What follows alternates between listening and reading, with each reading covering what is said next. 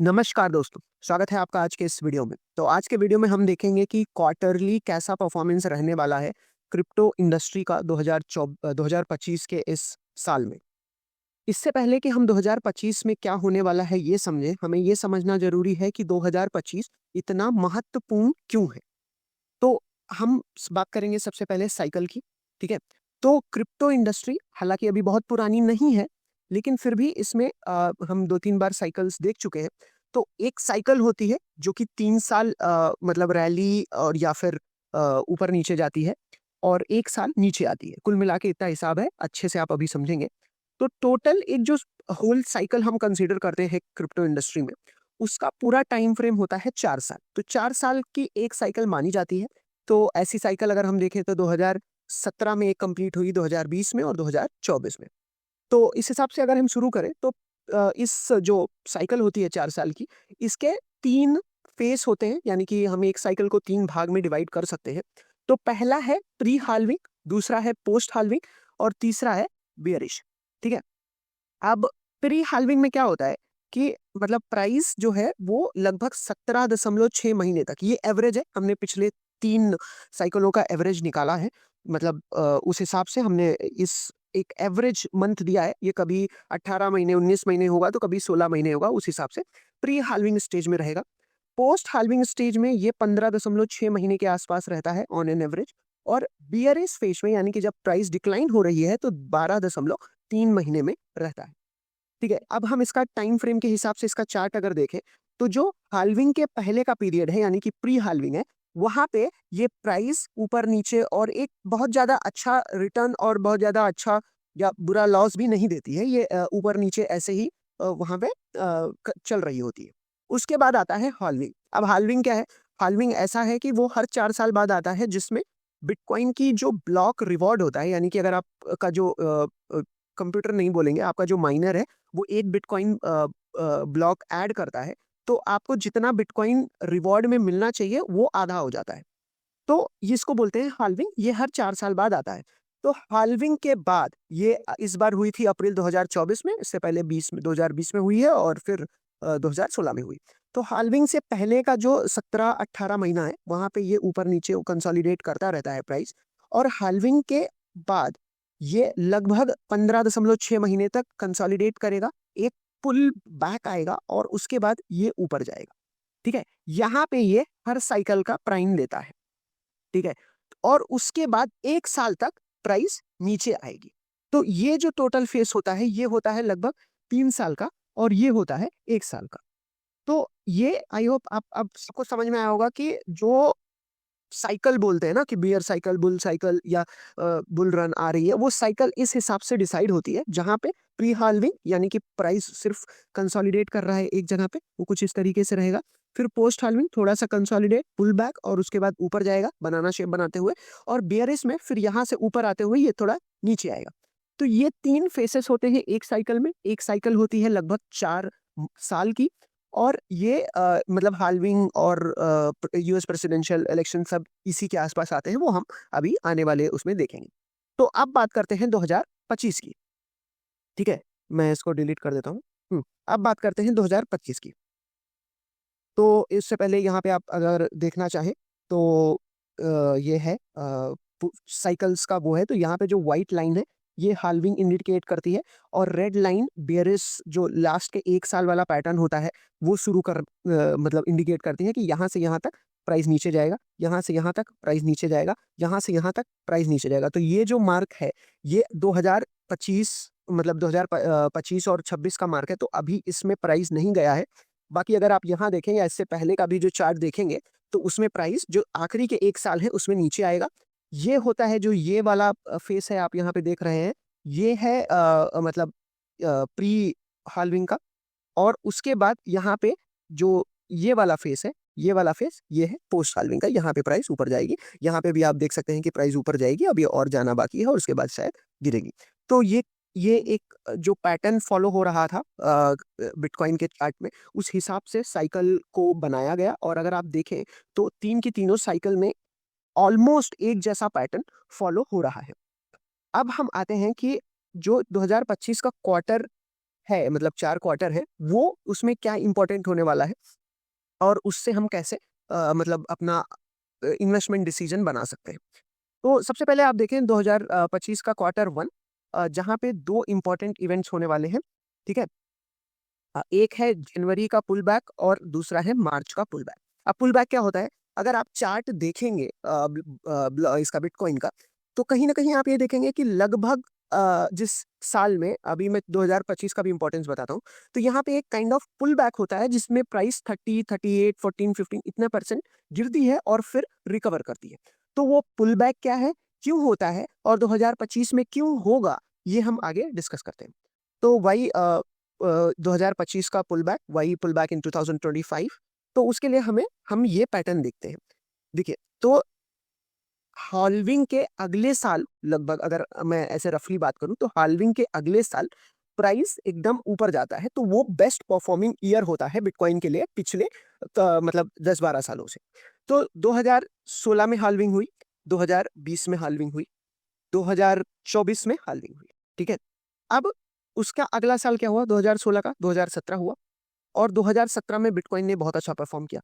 उसके बाद फिर ये 2 साल अपना रैली में गया और फिर 2020 में जब हाल्विंग हुई, तो उसके अगले साल 2021 में बिटकॉइन ने बहुत अच्छा परफॉर्म किया।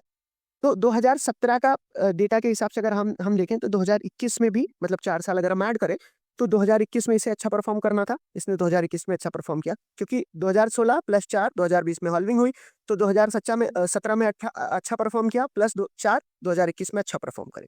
तो 2021 प्लस 4, तो 2025 इसीलिए एक महत्वपूर्ण साल है बिटकॉइन के लिए। उसका रीजन ये है कि इस साल according to the previous data bitcoin को बहुत ही अच्छा परफॉर्म करना चाहिए, क्योंकि 2024 में हाल्विंग हुई थी और उसके आज मतलब 2025 में 4 साल इसके पिछले मतलब पीक परफॉर्मेंस से हो रहे हैं। तो उस हिसाब से 2025 एक बहुत ही अपॉर्चुनिस्टिक ईयर है बिटकॉइन के लिए, या फिर ये माने कि पूरी क्रिप्टो इंडस्ट्री के लिए, क्योंकि बिटकॉइन ये मतलब बिटकॉइन का प्राइस बहुत ज़्यादा इफेक्ट करता है कि कैसा क्रिप्टो करेंसी की इंडस्ट्री करने वाली है। तो इसलिए मैं 2025 पे ज़्यादा फोकस कर रहा हूँ, क्योंकि इस साल प्राइस अपना पीक दिखाने के चांसेस ज़्यादा हैं। अब क्या एग्जैक्टली वही चीज़ें रिपीट होंगी कि नहीं, ये हम देखेंगे आने वाले वीडियो में, मतलब सॉरी, इसी वीडियो में लास्ट में, ठीक है? कि क्यों कितने परसेंटेज प्रोबेबिलिटी है कि चीज़ें रिपीट होंगी कि नहीं होंगी, तो वो हम आगे देखेंगे। उससे पहले हम देख लेते हैं कि जैन पुलबैक और मार्च पुलबैक क्यों ऑकर होता है, ठीक है? तो जैन पुलबैक में क्या होता है कि यूएस में, क्योंकि बहुत ज़्यादा जो बिटकॉइन होल्ड करने वाली पब्लिक है या होल्डर्स हैं, वो यूएस के हैं। तो जैन पुलबैक में, ठीक है, ये लोग क्या होता है कि इन्वेस्टर्स में, अगर जो यूएस की लॉज है उसके हिसाब से, अगर आपने अपना प्रॉफिट जो है वो 31 दिसंबर से पहले बुक कर लिया, ठीक है, तो आपको, जैसे मान लीजिए 2024 के दिसंबर में बुक कर लिया, तो आपको 2025 के मार्च में उस प्रॉफिट गेन पे टैक्स देना पड़ेगा। लेकिन अगर आपने 2025 में 2025 जनवरी में वो प्रॉफिट बुक किया, तो आपको प्रॉफिट गेन पे टैक्स देना पड़ेगा, लेकिन वो 2026 के मार्च से पहले देना पड़ेगा।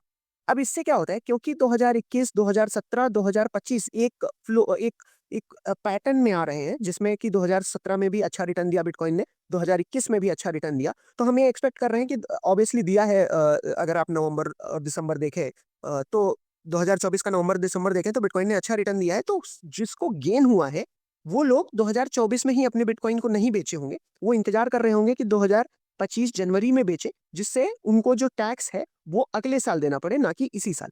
तो ये एक मेन रीजन होता है, जिस साल भी बिटकॉइन अपने अच्छे परफॉर्मेंस देता है, उस ईयर ये पुल बैक होना एक नॉर्मल बात होती है, क्योंकि उस टाइम पे लोग अपने प्रॉफिट को बुक कर रहे होते हैं, ठीक है? और दूसरी जो रीजन होती है प्रॉफिट को बुक करने की, वो आती है, मतलब मार्च पुल बैक जो होता है, वो होता है मार्च में, क्योंकि उस टाइम लोग अपनी होल्डिंग्स को लिक्विडेट करते हैं, ताकि वो टैक्स पे कर सके फिएट करेंसी में।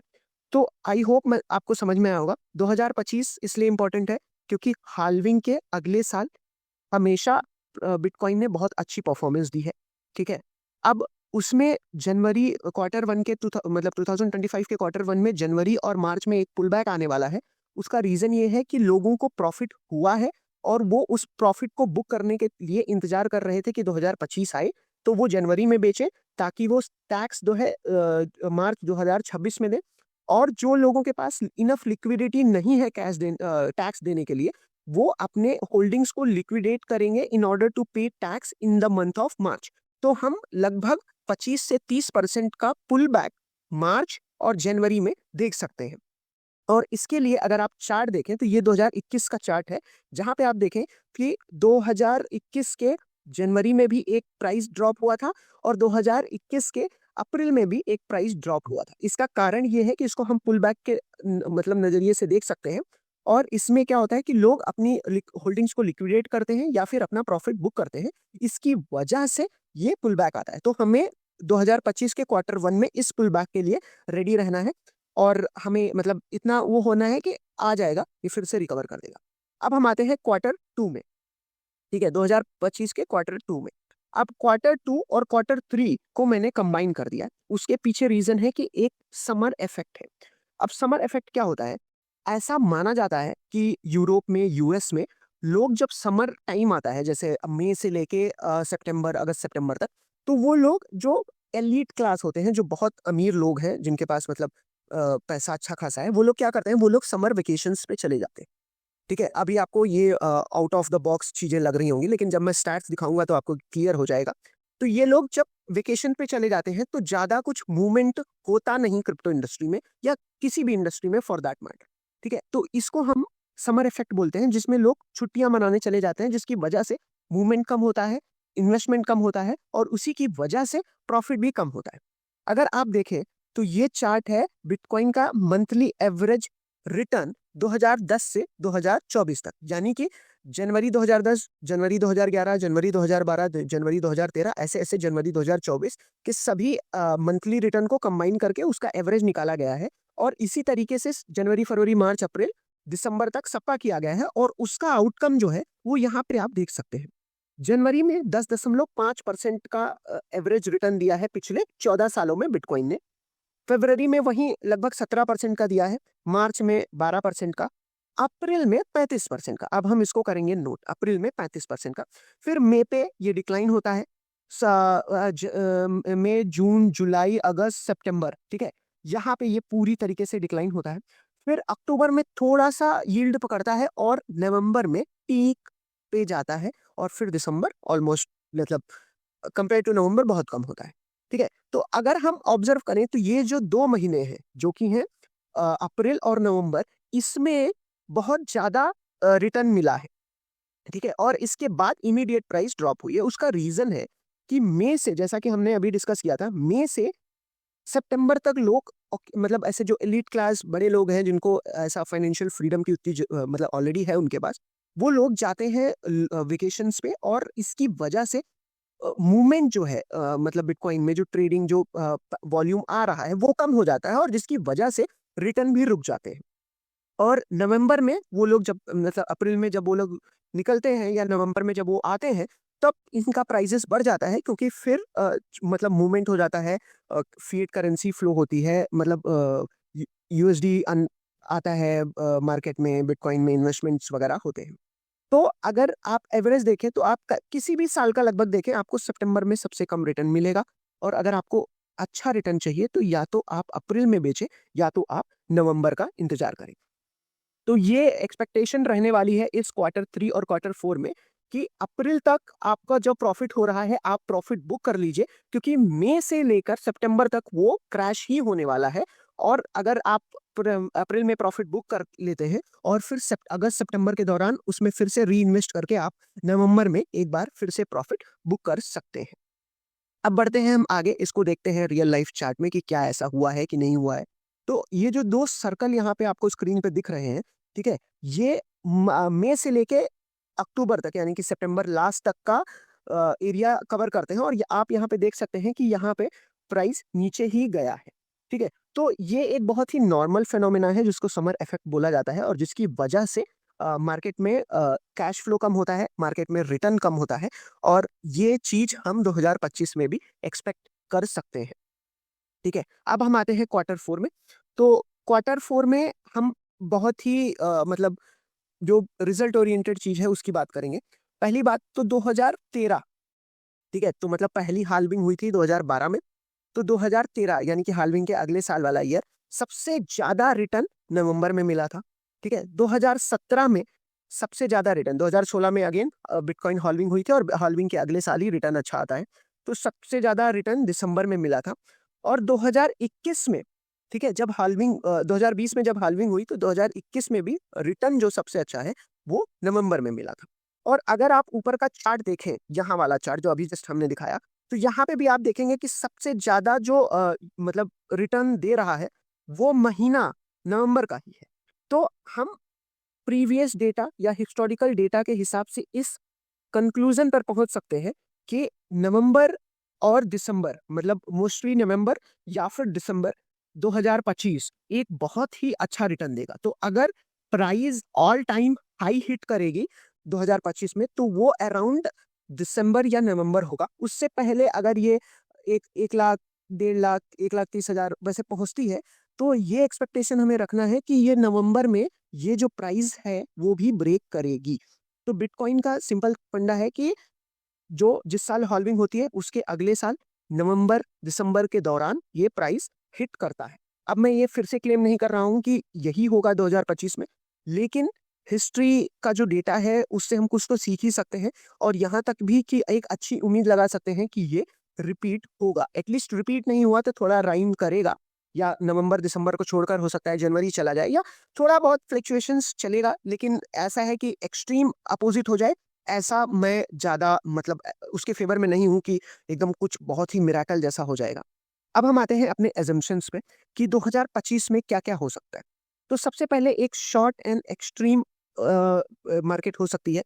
इसके पीछे रीजन है कि अगर हम बाकी पुरानी साइकिलों से कंपेयर करें, मतलब 2012, 2016 और 2020 वाली, तो उसके मुकाबले 2025 की जो साइकिल है या 2024 की जो साइकिल है उसमें बहुत सारी चीजें पॉजिटिव है। जैसे ट्रम्प का जीतना, ब्लॉकचेन का इंफ्रास्ट्रक्चर रेडी होना, और भी बहुत सारी ऐसी चीजें हैं जो हमने पिछले वीडियो में डिस्कस की थी कि उसकी वजह से ये जो बुल रन है ये स्पेशल तो है ही, लेकिन ऐसा भी हो सकता है, एक एजम्पशन नंबर 1, कि ये मतलब शॉर्ट ड्यूरेशन रहेगी जैसा कि नॉर्मली अभी तक रहने वाली है, मतलब 2025 दिसंबर तक खत्म हो जाएगी, लेकिन उसमें भी ये एक $270,000 उतने तक बिटकॉइन पहुंच सकता है। ये एजम्पशन नंबर 1 है। दूसरा क्या है, लॉन्ग एंड नॉर्मल होगा कि जैसे जिस हिसाब से हम देख रहे हैं कि Q4 में जाके ये खत्म हो जा रही है, तो हम ये एक्सपेक्ट कर सकते हैं कि ये Q1 और Q2 ऑफ 2026 का Q1 Q2 तक भी एक्सटेंड हो सकती है, लेकिन इसमें प्राइस अराउंड $150 ही जाएगा, उससे ऊपर नहीं जाएगा, ऐसा दूसरा एजम्पशन हम बना रहे हैं। और तीसरा क्या हो सकता है, एक टिपिकल साइकिल जैसा हो सकता है जिसमें मतलब इस साल नवंबर में ये पीक मारे और उसके बाद फिर दिसंबर से डिक्लाइन हो, और फिर अगले साल ये मतलब अपने उस फॉर्मेट में चली जाए जहाँ पे कंसोलिडेट करे और फिर डिक्लाइन मारे और हाल्विंग के बाद फिर से ये ऊपर जाए। तो एक टिपिकल साइकिल जो हमने सबसे ऊपर डिस्कस की। तो ये 3 एजम्पशन है। अब इसमें आप मेरा पर्सनल ओपिनियन मांगे तो 50% जो चांसेस है वो इस टिपिकल साइकिल के होने के हैं, जहां पे 17.6 महीने के लिए ये कंसोलिडेट करेगा, 15.6 महीने के लिए फुल बैक के साथ बनाना शेप बनाएगा, और 12.3 महीने के लिए ये लॉस में जाएगा। वो एक टिपिकल साइकिल ऑकर होने का चांस 50% है। लॉन्ग एंड नॉर्मल साइकिल का होने का चांस 30% है। उसका रीजन ये है कि बहुत सारे जो एक्सटर्नल फैक्टर है वो इसको आगे की तरफ पुश कर सकते हैं कि जो बुल रन है या जो 2025 का एक्सपेक्टेड रिटर्न है वो 2026 के पहले हाफ में भी इफेक्ट करे। और शॉर्ट एंड एक्सट्रीम मतलब एकदम अचंभित करने वाला रिजल्ट लाने वाला जो एजम्पशन है उसके तरफ मेरा 20% का ओपिनियन है कि ऐसा होना 20% पॉसिबल है। तो आई होप मैं आपको समझा पा रहा हूं कि मैं क्या कह रहा हूं कि साइकिल की कैसे चलती है, 2025 क्यों इंपॉर्टेंट है, और 2025 में भी जो Q1 Q2 Q3 Q4 है उसमें हम क्या एक्सपेक्ट कर सकते हैं, और हम अपना प्रॉफिट कब बुक करें। तो और जो एजम्पशन है, जो 3-4 एजम्पशन है उसमें उसके ऑकरेंस के चांसेस कितने प्रतिशत है। तो मिलता हूं आपसे अगले वीडियो में, तब तक के लिए बाय बाय।